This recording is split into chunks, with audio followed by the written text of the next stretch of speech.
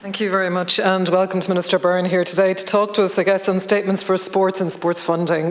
Minister, only last week we had the People of the Year Awards in Ballinasloe, and they acknowledged representatives across many areas, excuse me, like in volunteer work and community groups. Minister, in a town of maybe 7,000 people with a catchment area maybe of about 14,000 or so, we have 19 international athletes, young people in our town. International, representing Ireland, if not Connacht. If I might just mention the areas, it was modern pentathlon, golf, rugby, soccer, equestrian, karate, futsal, soccer, and tug of war.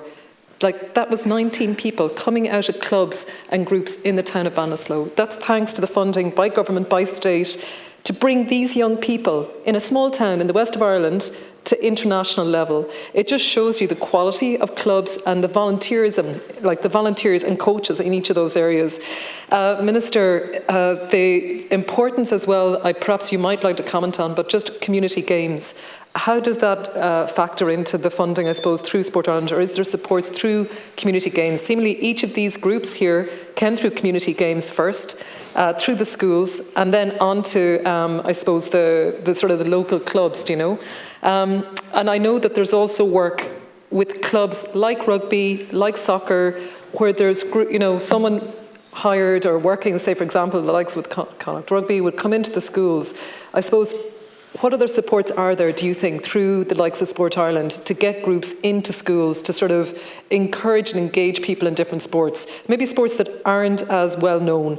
I know that karate, gymnastics, these are ones that we want to support, and perhaps international sports as well, the likes of basketball and so on. You know, we really are seeing a lot more interest in that in our local areas. Minister, the Sports Capital and Infrastructure Award, you've indicated that the applications are in excess of 3,106, from what I understand from last year. We worked hard in government to increase funding, you know, in terms of the numbers of applications that we saw at the last round. Can I ask you if you have any comments or feedback on, you know, how we're going to look at this? How many were funded last year? Like, how many applications were funded under infrastructure and under the full sports capital? And, you know, are we looking at numbers, or are we looking at amounts? I suppose if there was any comment on that.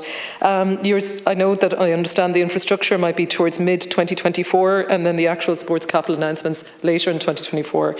Minister, we worked with a lot of clubs across both counties, Roscommon and Galway.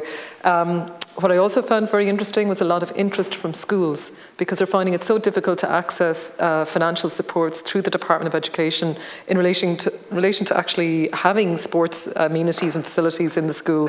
So just any thoughts as well, perhaps on the next round, about how we can encourage more schools to apply, working with clubs as well. Minister, the community sports and physical activity hubs, is there anything on that? There are some areas that have been nominated for community sports and physical activity hubs. Is there anything that you would see here, how we're going to support, I suppose, the likes of new communities moving to our areas, and how that might focus on more international sports that may be more appealing to new families and new communities coming to Ireland? Minister, the very final thing is just around a particular example, and this one I really want to ask your thoughts on, when it comes to regional access.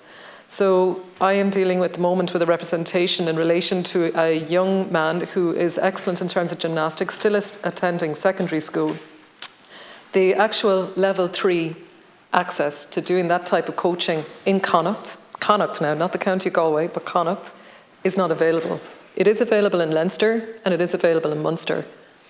I suppose I want to ask you, what happens when access to a particular level of sport is no longer available, not just within a county, but within a region? What is the responsibility of Sport Ireland and the Department of Sport in ensuring access at a regional level? Because does it come down to saying, right, there's no interest in this? But that's not enough. Where are the feeder schools? Where are the coaches from those sports going into the schools to encourage and sort of inspire students to get involved? Because you take away something. You look at Connacht Rugby. It was up there how many years ago saying, oh, that's it, we're going to get rid of Connacht Rugby. This is now gymnastics. How are we going to ensure, if we decide that no, you can't get access to coaching at this level, you're not going to be an elite athlete, or actually if you are, there's a financial burden on your family to ensure that you're able to access that level of training for the likes of Dublin? Minister, this comes down to regional access, which is the reason I'm here. Thank you.